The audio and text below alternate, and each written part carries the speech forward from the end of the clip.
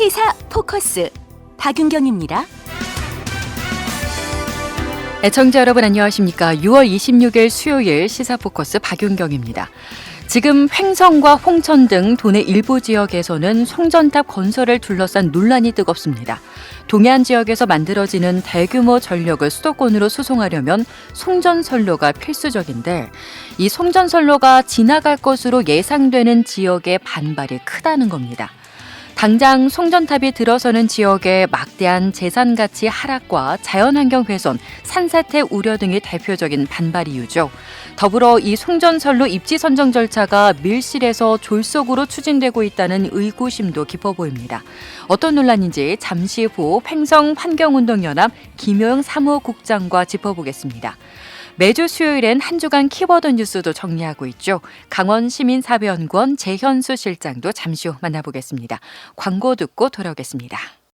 네, 앞서 오프닝에서 언급했지만 대규모 전력을 수도권으로 수송하는 송전선로 추진을 둘러싸고 논란이 뜨겁습니다. 당장 송전탑이 들어서는 지역의 막대한 재산가치 하락과 자연환경 훼손, 산사태 우려 등이 대표적인 반발 이유죠. 더불어 이 송전선로 입지 선정 절차가 밀실에서 졸속으로 추진되고 있다는 의구심도 깊어 보입니다. 횡성환경운동연합 김효영 사무국장 만나보죠. 안녕하세요, 사무국장님. 네, 안녕하십니까? 네, 반갑습니다. 네. 우선 문제가 된 동해안 신가평 송전선로 건설 사업이 좀 어떤 사업인지 설명을 좀 해주실까요? 네, 울진에서 신가평까지 가는 송전선로고요. 네. 경과 예상 지역은 울진에서 삼척, 태백, 정선, 영월, 평창, 횡성, 홍천, 양평, 가평으로 이어지는 송전선로입니다. 한 네. 220km 정도가 예상되고 있고요. 네. 한전에서 이 공사를 21년 말까지 완공을 하겠다고 추진을 하고 있는 사업입니다. 네. 이 동해안 신가평 송전선로 건설 사업의 주된 목적은 뭔가요? 동해안에서 생산한 전기를 발전한 전기를 수도권으로 보내겠다는 사업인데요. 예. 실질적으로 수도권에는 전기가 부족하지 않다는 것입니다. 아니 네. 부족하지 않은데 왜 보낸다는 거죠? 발전 시설을 허가내서 발전을 하고 해야 되기 때문에 송전선로가 필요하다는 것이지 결코 수도권에 지금 전기는 부족하지 않은 상황입니다. 예. 작년 혹서기에도 20% 이상의 예비율이 남을 정도로 전기는 부족하지 않았고 예. 경기도 지역에 있는 발전소를 가동하면은 충분히 전기는 부족하지 않다는 게 저희의 입장입니다. 아니 저는 말씀이 이해가 안 되는데요. 발전 시설이 필요해서 송전탑을 세우는 거다. 이거는 무슨 이야기인가요? 그러니까 지금 정부에서 추진하는 이 석탄화력 발전소가 네. 지금 공사를 하고 있기 때문에 예. 공사 기간에 맞춰서 송전선로를 깔겠다는 게 한전의 입장입니다, 정부와. 예. 그런데 지금 전기가 과연 더 필요하냐는데 저희는 문제를 제기하는 것입니다. 네. 수도권에 지금 필요하다고 전기가 필요하다고 하고 있는데 지금 노선은 북경기에서 신경기, 신경기에서 신가평으로 계속 종착역이 바뀌고 있습니다. 네. 그것은 이 한전이 전기가 꼭 필요한 지역으로 송전선로를 깔아야 되는데 예. 신가평으로 이 송전선로를 깔겠다는 것은 신경기 지역이 변전소 부지 문제로 갈등을 빚으면서 변전소 건설 사업을 도저히 할 수가 없다고 판단됐기 때문에 예. 신가평에 지금 765 변전소가 있거든요. 네. 그 여유 부지에다가 변환소를 져서 수도권으로 보내겠다는 것이기 때문에 네. 가평은 전혀 전기가 부족한 지역이 아니기 때문에 가평으로 가는 것이 전혀 타당하지가 않다는 것이죠. 또 그런 문제가 있군요. 자, 그렇게 해서 이 싸움이 지난 2015년부터 시작이 됐는데요. 이번에 주민들이 문제 삼고 있는 부분은 좀 어떤 내용인가요? 지금 이 송전선로 입지선정위원회를 구성해서 회의를 하고 있는데요. 예. 한전이 주장하는 객관적이고 투명하지가 않다는 것입니다. 네. 홍천 지역 같은 경우는 지금 반대 대책위가 설립돼 가지고 활동을 하는데요. 네. 주민들은 입지선정위원회가 구성돼서 회의를 5차까지 했는데도 전혀 몰랐다는 것입니다. 예. 주민대표가 참여를 해서 회의를 5차까지 했는데 예. 5차까지는 주민들이 전혀 모르고 있다가 6차 회의하는 것을 알고 홍천 주민들이 회의장을 점거하고 회의를 파행으로 갔거든요. 예. 그렇기 때문에 이거는 입지선정위원회 홍천대체위가 주장하는 것은 입지선정위원회를 해산하고 원점에서 다시 해야 된다는 것이죠. 네. 주민대표로 참여한 분들이 전혀 객관적이고 투명하지가 않기 때문에 이것은 맞지 않다는 것입니다. 주민도 모르게 주민대표가 선출돼서 네. 입지선정위원회에 참여하고 있다는 것은 결코 있을 수 없는 일이지 않습니까? 주민대표가 입지선정위원회에 참여해서 회의가 진행되고 있다는 것을 회의가 5번이나 열렸는데도 전혀 주민들은 모르고 있었다는 말씀이세요? 네네. 아니, 입지선정회 위원들은 누가 선정하고 좀 어떻게 꾸려지는 건데요? 한전이 주도해서 입지선정위원회를 구성하였고요. 예. 주민대표들을 객관적이고 투명하게 구성했다고 하지만은 밀실에서 몇몇 사람들과 야합을 해가지고 주민대표를 구성했다는 것입니다. 네. 그렇기 때문에 주민대표로 인정할 수 없다는 게 홍천 주민들의 입장이죠. 네. 그렇기 때문에 네. 이 입지선정위원회가 다시 원점에서 다시 논의를 하고 과연 입지선정위원회가 제대로 구성됐는지부터 처음부터 다시 논의해야 됩니다. 네. 이것은 경과대학이 구성이 되면은 광범위한 경과대학을 구성해서 투명하고 객관적으로 구성을 해야 되는데 네. 행성, 홍천, 양평, 가평으로 가겠다고 정해놓고 입지선정위원회를 구성한 것입니다. 네네. 그렇기 때문에 한전의 입장이 객관적이고 투명하다고 주장을 하지만은 행성, 홍천, 양평, 가평으로 가겠다고 선을 그어놓고 입지선정위원회를 맞춰서 회의를 진행한 것이기 때문에 이것은 입지선정위원회가 객관적이고 투명하지 않기 때문에 원점에서 다시 경과대학을 구성해서 원점에서 다시 논의해야 된다는 것이죠. 자, 그리고 지난 2015년 횡성군도 사실상 거의 대부분의 지역이 이 선로가 지나가는 곳에 포함이 되면서 이 송전철탑 반대대책위원회가 꾸려졌는데요.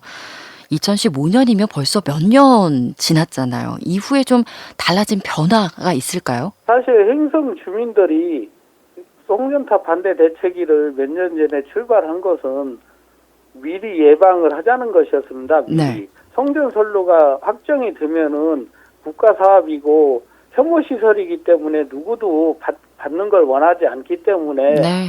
선로가 확정되기 전에 미리 대책을 마련해보자고 대책위를 꾸렸고요. 네. 그런 가운데 주민들과 소통하면서 송전탑이 불필요한 점을 지속적으로 홍보를 했고 행성 지역이 왜 지속적으로 송전선로 신경기, 북경기, 신가평으로 종점이 바뀌는데도 지속적으로 행성이 포함됐나에 대한 문제점 그런 것을 논의하고 언론에 알리면서 송전선로의 부당성을 지속적으로 주장을 했는데 네. 한전의 입장은 전혀 변한 것이 없습니다. 네. 국가 사업이고 송전선로가 필요하고 행성은 불가피하게 포함할 수밖에 없다. 네. 포함하는 이유를 설명도 안 하고 한전은 불가피하게 포함할 수밖에 없다는 내용만 앵무새처럼 주장하고 있기 때문에 평행선을 계속 달리고 있는 것이죠. 네. 아마도 그 한전에서 말하는 불가피하게 포함할 수밖에 없다라는 거는 짐작을 해봤을 때는 혹시 그 선로 건설의 좀 노선의 단수나 이런 부분이 아닐까 좀 여쭤보고 싶은데 대표님께서는 이것도 이유가 아니라고 보시는 건가요? 저희는 송전선로가 더 이상 필요 없다는 것이고 예. 더 이상 전기가 꼭 필요하다면은 필요한 지역에서 지역 분산을 해야 되는데 네.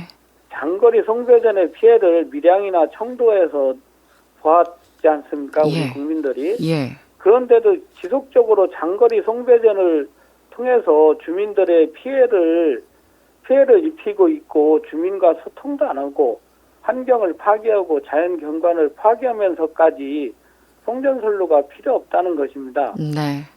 꼭 필요하다면 지역 분산하면 되는데 예. 지역 분산화도 필요 없고 기존의 발전소만 가지고도 충분히 전기는 부족하지 않다는 것입니다. 네. 정부가 지속적으로 주장하는 1년에 2점 몇 %의 전기 사용량이 증가할 것이라고 주장을 하지만은 네. 몇 년 근래 보면은 0점대 증가율밖에 보이지 않고 있거든요. 네. 그런 부분에서 이 전기 사업 정책이 정부의 정책이 잘못된 정책을 계속 주장을 하고 있는 것인데 네. 정부는 정부의 정책의 실수를 인정 안 하고 주민 피해를 계속적으로 몰고 가고 있는 게 문제라고 저는 생각하고 있습니다. 네, 알겠습니다. 말씀 여기까지 듣도록 하겠습니다. 고맙습니다. 네, 감사합니다. 네, 지금까지 횡성환경연합의 김용 사무국장이었습니다. 여러분은 지금 생방송 시사 포커스 박윤경입니다를 듣고 계십니다. 네, 매주 수요일엔 주간 키워드 뉴스를 짚어보는 순서 마련하고 있는데요.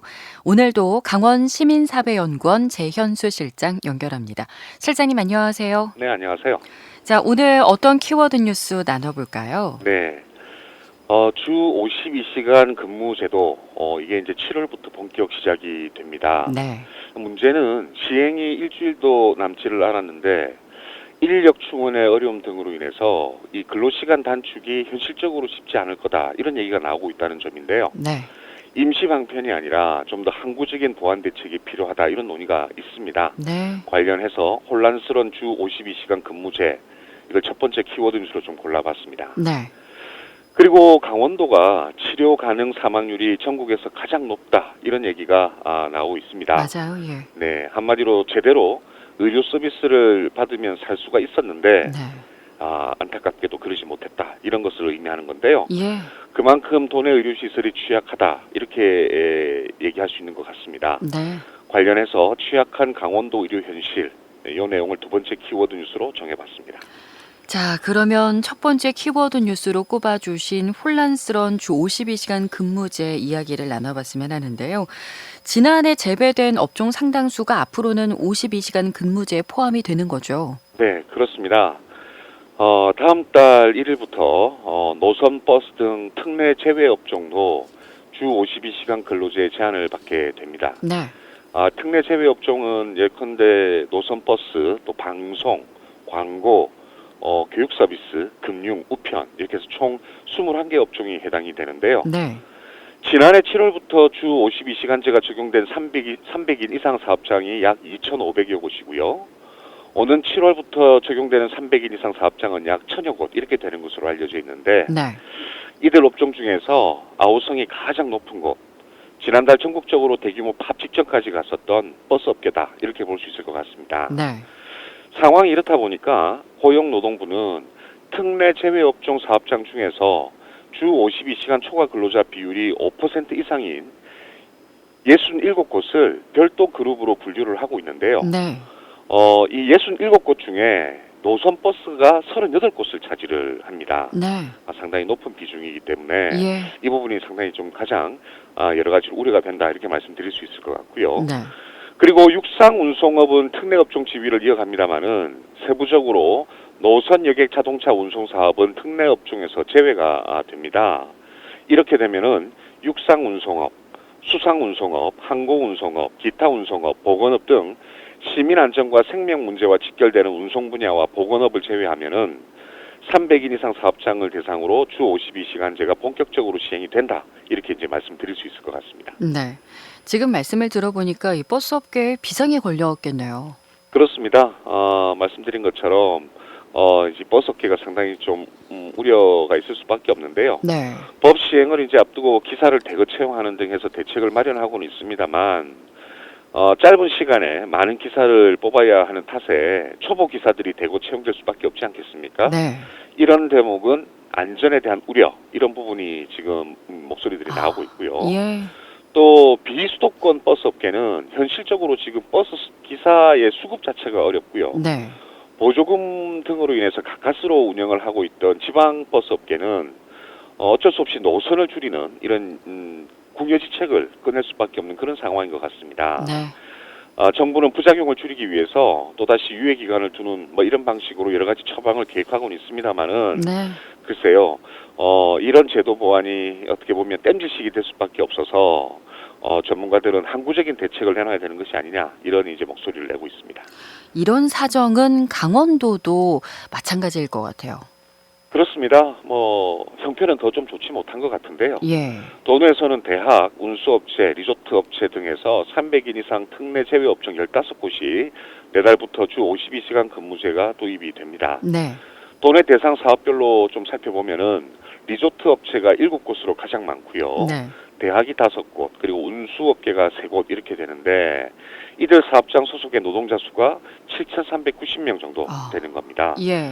문제는 주 52시간 근무제 시행이 일주일도 남지 않았지만 인력 충원 등의 어려움으로 인해서 근로시간 단축이 과연 가능할 것인가? 네. 이 부분이 이제 사실 좀 힘들지 않겠느냐 이렇게 예. 보고 있고요. 예. 도내 3개 노선버스 업체들은 기존 인력 이탈 등으로 부족한 인력 문제를 지금 해결하고 있지 못하기 때문에 연말까지 비수익 노선 220곳을 줄이는 등 이 노선을 감축할 예정이라서 예. 대중교통을 이용한 시민들 어쩌면 또 큰 불편을 겪게 되지 않을까 이런 예상도 해볼 수 있을 것 같습니다. 예. 네. 지난해 주 52시간 근무제가 도입된 집배원들은 그동안 인력 충원 없이 업무가 과도하게 몰려서 다들 아시겠지만 총파업에 지금 나서기로 했고요. 네. 학교 급식 종사자들도 처우 개선을 요구하면서 다음 달 총파업을 예고하고 있습니다. 네. 이른바 물류 급식 대란 이런 부분들에 대한 우려도 있고요.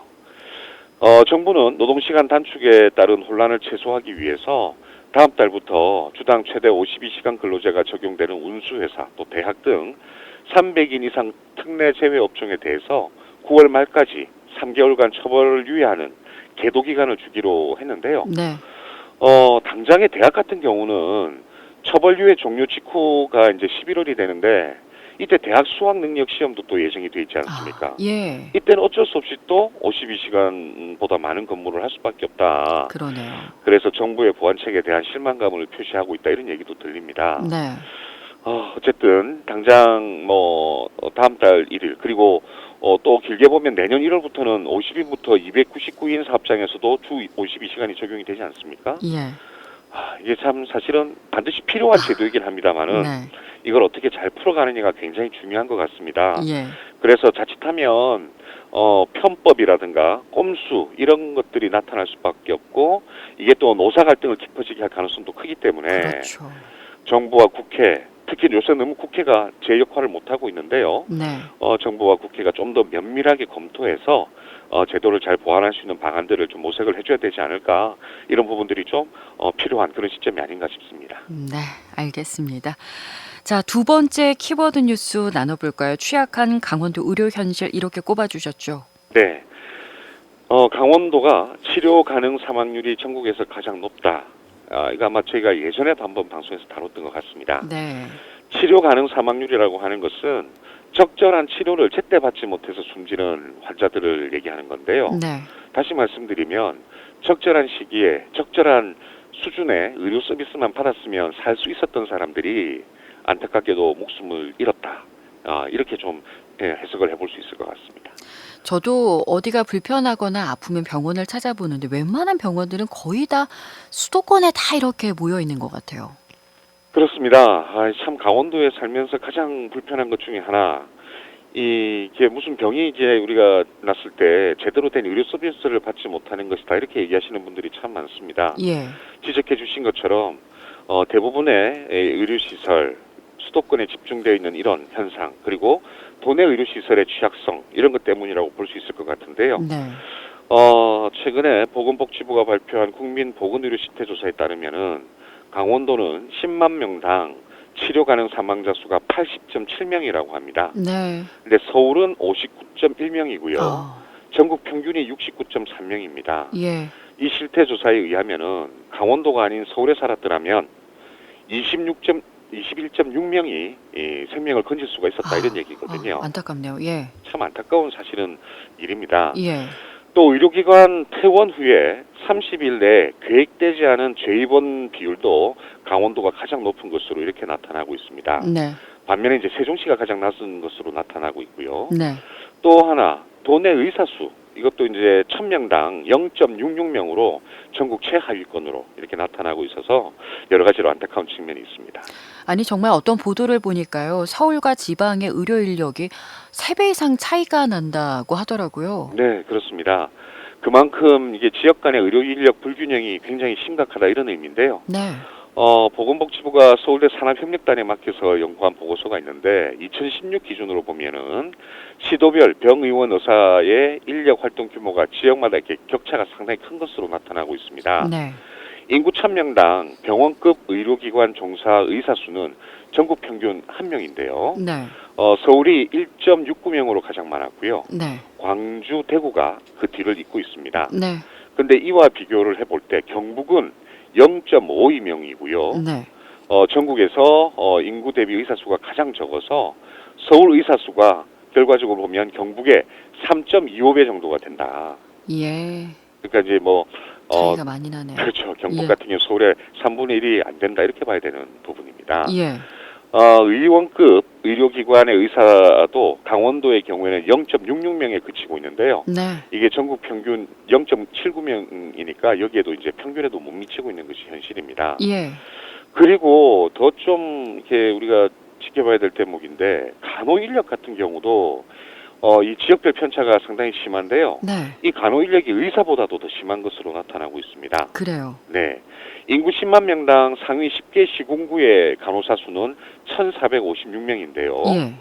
하위 10개 시군구의 간호사 수는 57명입니다. 네. 아이고. 1,400명 차이가 이거는 비교할 수가 없는데요. 예, 비교 자체가 불가능하다고 예. 보시면 될 것 같습니다. 예. 한마디로 서울에서는 아프면 쉽게 병원을 찾아서 양질의 이런 의료 진료를 받을 수 있다라는 건데 의료 인력이 상당히 이렇게 지금 부족한 중소도시 또 농어촌에서는 적절한 의료 서비스를 받지 못하는 이런 문제가 사실은 굉장히 심각한 현실이다. 이런 걸 좀 지적을 해야 될 것 같습니다. 문제는 이 같은 의료시설의 취약성이 해마다 지적되는 단골 메뉴라는 거잖아요. 그렇습니다. 어제 오늘의 일이 아니죠. 네. 근데 이렇게 지속되고 있다라는 것은 대안도 쉽지 않다라는 그런 얘기라고 생각이 드는데요. 네. 국내 보건의료 체계라고 하는 것이 수익성이 낮은 지방을 외면할 수밖에 없는 구조고요. 네. 그래서 수도권으로 계속 몰리는 현상이 심화되고 있습니다. 예. 때문에 지역 간의 의료 격차는 더 심각해지고 있는 것이 현실이고요. 네. 의사가 굳이 환경이 열악하고 돈이 되지 않는 열악한 지방으로 올 이유가 없다라는 그게 바로 이유라고 볼 수 있습니다. 네. 지금도 대도시보다 중소도시에 있는 병원의 처우가 더 좋은데도 의사들이 가기를 꺼린다 이런 얘기도 있다고 하는데요. 예. 이거는 이제 또 다른 측면입니다. 의사들이 예컨대 자녀 교육 문제 이런 것도 있을 수 있고요. 그러네요. 좀 힘이 덜 들고 예. 의료사고가 덜 나는 곳 이런 것들을 선호하기 때문에 네네. 대도시에 처우가 좀 덜하다 하더라도 대도시를 선호하는 그런 현상이 있다라고도 볼 수 있습니다. 예. 상황이 이렇다면 문제는 이 지역 간의 의료 격차가 더 심화될 수밖에 없다. 이렇게도 봐야 되는 문제이기 때문에 네. 우리가 이 지점을 좀 잘 짚어야 된다는 생각이 드는데요. 네. 급속도로 진행화되는 고령화 이런 것으로 인해서 병원을 필요로 하는 사람은 증가하고 있는데 병원과 의사는 서울에 몰려 있습니다. 네. 여기다가 건강보험 보장이 강화되면서 환자들의 의료비 부담이 줄어들고요. 이렇게 되면 서울에 있는 대형 병원으로의 쏠림 현상이 더 뚜렷해질 수밖에 없다는 측면도 걱정거리입니다. 예. 이렇다 보니까 강원도가 아무리 청정 환경을 가지고 있는 좋은 곳이라 하더라도 의료시설이 열악한 이런 상황에서 이주를 해오거나 아니면 정주의 만족도가 유지될 수 있을 것인가 이것도 네. 한번 짚어봐야 될 것 같고요. 예. 동시에 인구 소멸을 가속화시키는 주요 원인 중에 하나가 또 이런 의료, 보건 이런 측면에 분명히 있다. 이것도 좀 지적을 해야 될 것 같습니다. 그러면은 물론 이제 대안 마련이 쉽지 않기 때문에 지금까지 계속돼서 이제 반복되는 문제겠지만 대안이 정말 없을까요? 결과적으로는 의료의 공공성을 지역 차원에서 어떻게 더 강화할 것이냐 이게 숙제인 것 같습니다. 예. 따라서 지역별 의료 인력 불균형 해결을 위해서 의료 지역지라든가 또 지역별 또 과목별 요구에 따라서 이 지속적으로 근무가 가능한 의사라든가 간호사들의 인력을 확보하는 이런 것들이 공공 차원에서 상당히 노력을 해줘야 될 측면이 아닌가라는 생각이 들고요. 네. 모집부터 선발 또 교육 배치 이후에 경로 지정까지 해서 특화된 공공의료 인력 그러니까 의료 인력 중에서도 공공의료 인력 양성 계획을 좀 만들어서 구체화시킬 필요가 있지 않겠냐 이런 것들을 좀 지적을 해야 될 것 같습니다. 네. 앞서 말씀드렸지만 제때 치료를 못 받아서 억울하게 숨지는 국민이 있다는 거 이거 너무나 불행한 일이지 않습니까? 그럼요. 네, 특히 강원도 같은 경우는 지역이 넓고 의료 인프라가 이제 열악할 수밖에 없는 그런 구조를 가지고 있습니다. 네. 따라서 공공의료기관의 확대, 또 책임성의 강화 이런 것들이 필수적인 과제라고 할 수 있을 것 같고요. 네. 따라서 의료원과 시군 보건소에 그 숙련된 의료진을 어떻게 확보할 것인가, 또 유능한 의료진이 장기간 근무할 수 있도록 다각적인 유인책, 지원책 이런 것들을 반드시 좀 강구해야 되지 않을까라는 생각이 듭니다. 네. 더불어 최근에 논의가 되고 있는 국립공공의료대학원 설립 이런 부분도 상당히 좀 주목해서 우리가 지켜봐야 될 것 같고요. 네. 쉽지 않은 숙제인 건 틀림없는 사실입니다. 네. 하지만 아무쪼록 좀 긴 호흡으로 우리가 이 지역 주민들의 건강 그리고 강원도의 어쨌든 발전 이런 측면에서 보자면 반드시 해결해야 될 과제라는 것 다시 한번 인식하고 잘 준비를 했으면 좋겠다 이런 말씀 드리고 싶습니다. 네, 알겠습니다. 말씀 여기까지 들을게요. 고맙습니다. 고맙습니다. 네, 지금까지 강원시민사회연구원 재현수 실장이었습니다. 네, 시사포커스 박윤경입니다. 준비한 소식 여기까지고요. 저는 내일 오후 1시 반에 다시 돌아오겠습니다. 고맙습니다.